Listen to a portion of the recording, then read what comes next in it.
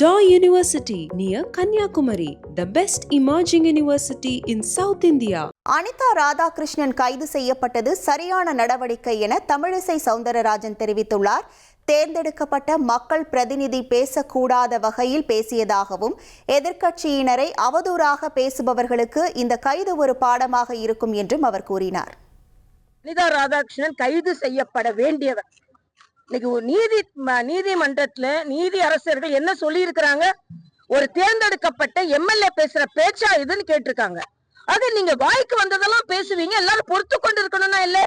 அவங்க முதலமைச்சர் மாத்திரம் வாய்க்கு வந்து பேசல. திமுகவை சார்ந்தவர்கள் இணையதளத்துல பேஸ்புக்ல மற்ற தலைவர்களை அசிங்கமா எழுதுறாங்க. அதை இதுவரைக்கும் ஸ்டாலின் கண்டிக்கல. அதனால அனிதா ராதாகிருஷ்ணன் கைது செய்யப்பட்டது சரியான நடவடிக்கை. ஏனென்றால் நாகரிகமான பேச்சு இருக்கணும். எதிர்கட்சிகளை விமர்சனம் செய்யும் போது கூட வரம்பு மீறி இருக்கக்கூடாது. வாய்க்கு வந்து எப்படி வேணாலும் நான் பேசுவேன் என்றால் எப்படி அதை ஒத்துக்கொள்ள முடியும்? அதனால அவர் கைது மற்ற இந்த மாதிரி அசிங்கமா எழுதுறவங்களுக்கு ஒரு பாடமாக இருக்க வேண்டும்.